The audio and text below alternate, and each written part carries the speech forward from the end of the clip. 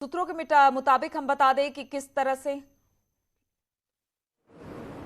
पूज्य स्वामी वासुदेवाचार्य जी महाराज, जगत गुरु रामानुजाचार्य, पूज्य स्वामी श्रीधराचार्य जी महाराज, दिगंबर अखाड़ा के श्री महंत सुरेशदास जी महाराज, हनुमानगढ़ी से पधारे श्री महंत धर्मदास जी महाराज,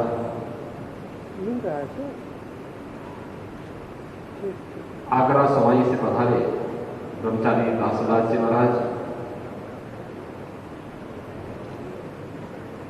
वडोदरा गुजरात से पधारे श्री महंत गंगादास जी महाराज, काशी से पधारे महामंडलेश्वर महंत संतोषदास जी महाराज सतवा बाबा, महंत प्रेमदास जी महाराज, श्री महंत रामेंद्र दास जी महाराज, महंत राजूदास जी महाराज, रविंद्र दास जी महाराज, और आज के इस कार्यक्रम में जिनका मुख्य उद्बोधन आप सबको प्राप्त हुआ, दीनदयाल उपाध्याय गोरखपुर विश्वविद्यालय के आचार्य प्रोफेसर हर्ष कुमार सिन्हा जी, महाराणा प्रताप शिक्षा परिषद के अध्यक्ष और पूर्व कुलपति प्रोफेसर उदय प्रताप सिंह जी, महाराणा प्रताप शिक्षा परिषद से संबद्ध संस्थाओं के सभी आचार्यगण, उपस्थित महानुभाव और प्यारे बच्चों, आप सब जानते हैं कि प्रतिवर्ष गोरखपीठ की ओर से अपने आचार्य द्वय की पुण्य स्मृति में साप्ताहिक श्रद्धांजलि समारोह का आयोजन यहां पर किया जाता है, जिसमें प्रातःकालीन सत्र में देश की समसामयिक विषयों से संबंधित उन ज्वलंत मुद्दों पर चर्चा परिचर्चा होती है जो हम सबको आगे बढ़ने के लिए एक प्रेरणा दे सकती है और जिसके माध्यम से हम न केवल अपने वर्तमान को बल्कि भावी जीवन को भी मंगलमय बना सकते हैं। और अपराह्न के सत्र में यहां पर कथा ज्ञान यज्ञ का आयोजन होता रहा है और वह कार्यक्रम अनवरत कल से प्रारंभ हुआ है। आज का जो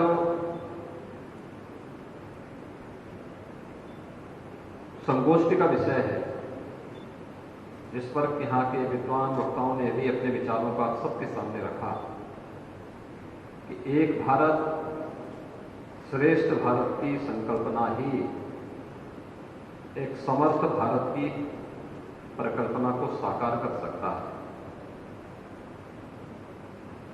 वास्तव में जब हम इस मुद्दे पर चर्चा करते हैं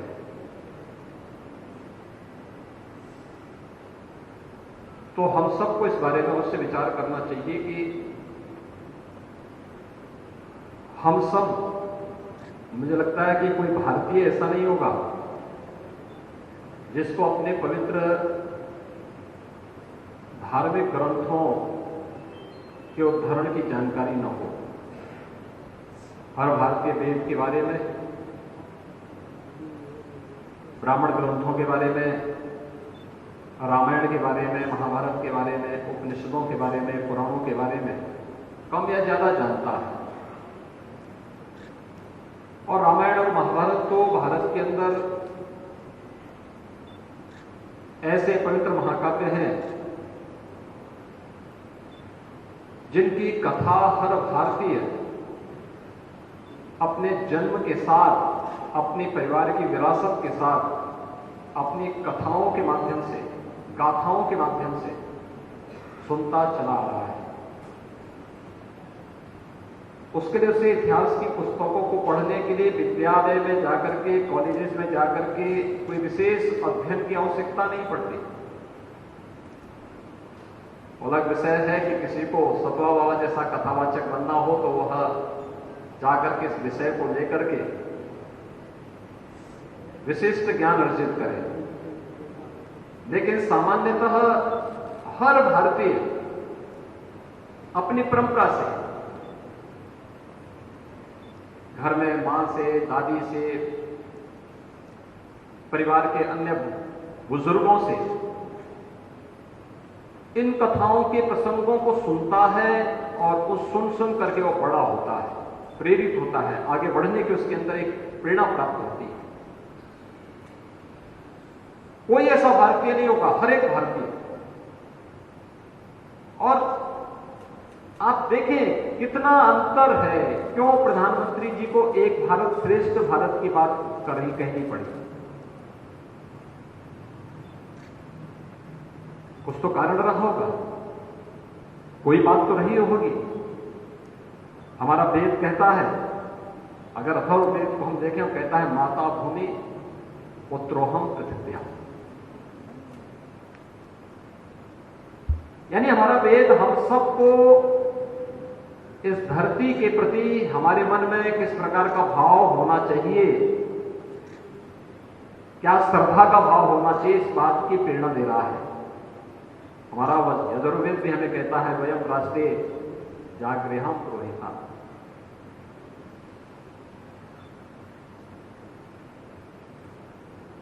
महाभारत हमसे क्या कहता है कि दुर्लभम भारतीय जन्म मानुषम तत्र दुर्लभम।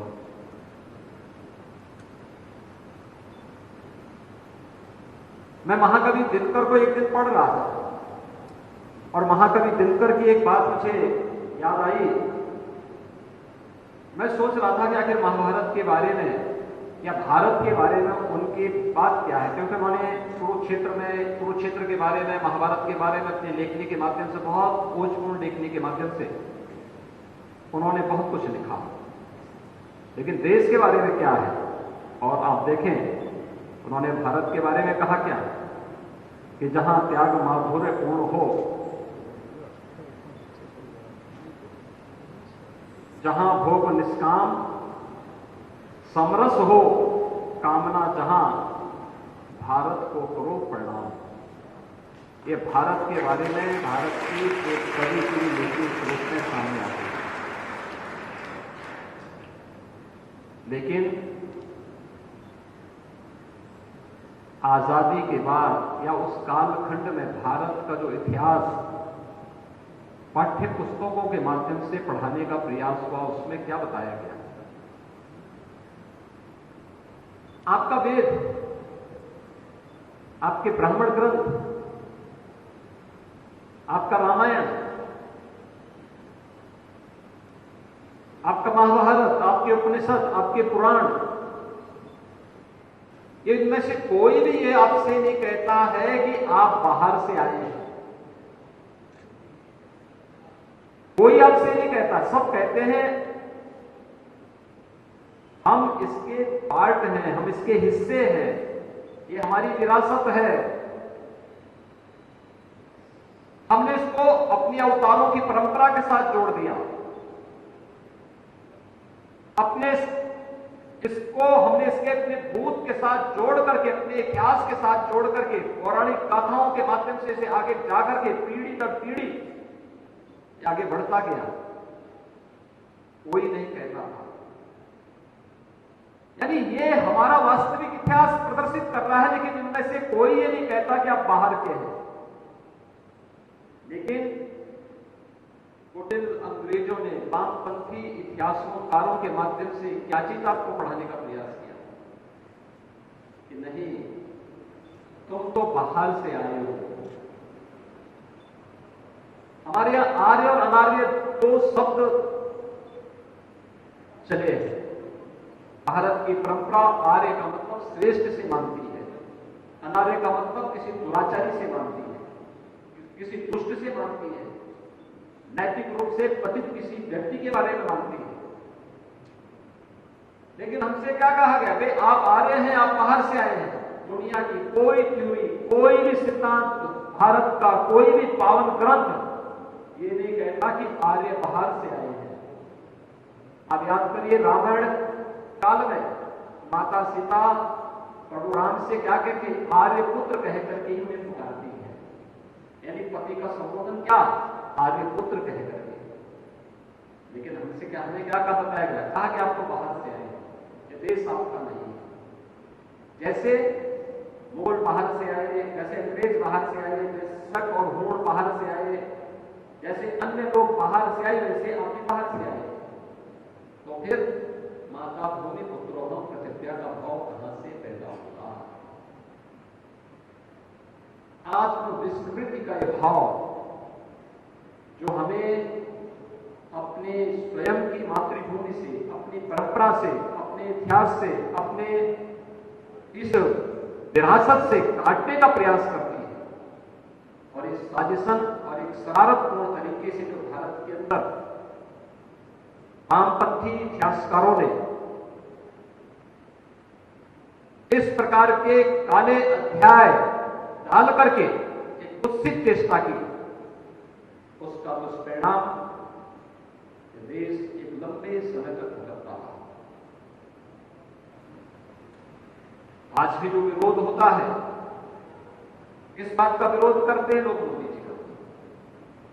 एक ही बात को लेकर के विरोध करते हैं, क्योंकि मोदी जी आए हैं, अयोध्या में राम मंदिर से संबंधित 500 वर्षों की विवाद का समाधान हो गया। और यही तो उनको समस्या थी कि विवाद की आड़ में इन लोगों की खाने कमाने का जरिया जो बंद हो गया, और भारत को अपमानित करने का जो धंधा था बंद हो गया, दुनिया को ब्लैकमेल करने का धंधा बंद हो गया। इसलिए उनको एक ही बात को लेकर के विरोध करते हैं, क्योंकि मोदी जी आए हैं तो अयोध्या में राम मंदिर से संबंधित 500 वर्षों की विवाद का समाधान हो गया। और यही तो उनको समस्या थी कि विवाद की आड़ में इन लोगों की खाने कमाने का जरिया जो बंद हो गया, और भारत को अपमानित करने का जो धंधा था ये बंद हो गया, दुनिया को ब्लैकमेल करने का धंधा बंद हो गया। इसलिए उनको कैसा अच्छा लगेगा, अच्छा कैसे इसको मान सकते हैं? और ये शरारत लगातार होती रही, हर एक स्तर पर होती रही।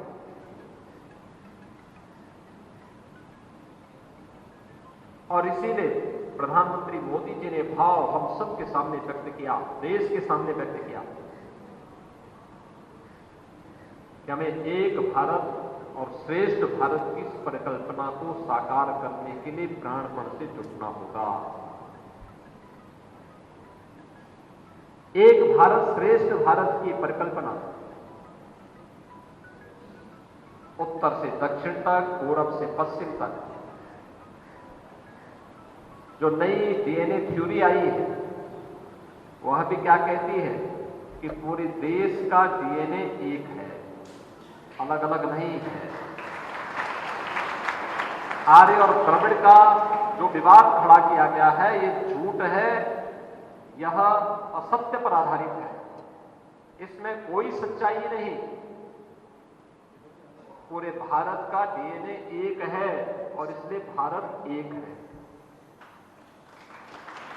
और श्रेष्ठ भी इसलिए क्योंकि भारत ने दुनिया को अयम निज प्रोवेति गणना लघुचेतसाम उदार चरिता नाम तो सुधैव कुटुंबकम का भाव भी भारत ने दुनिया को दिया है। दुनिया में किसी और ने नहीं दिया। यह देने वाला दुनिया की कौन ऐसी जाति है जिसको उसकी विपत्ति के समय भारत ने अपने यहां शरण देकर के उसकी रक्षा के उपाय न किए हो?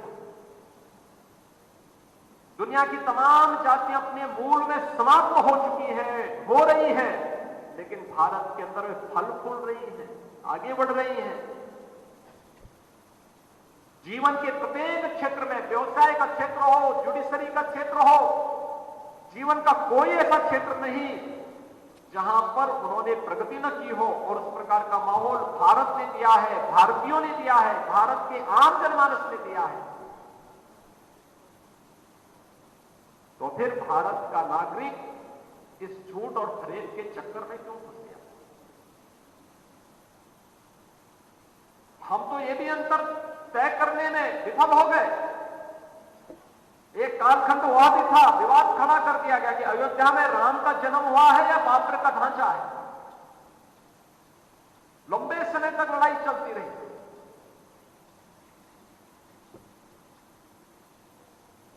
क्योंकि जब कोई समाज आत्म विस्मृति के किसी चंगुल में फंस जाता है तो उसको भ्रम में डालना, बेवकूफ बनाना उतना ही आसान हो जाता है। और यही भारतीयों के साथ हुआ, यही भारतीयता के साथ भी हुआ।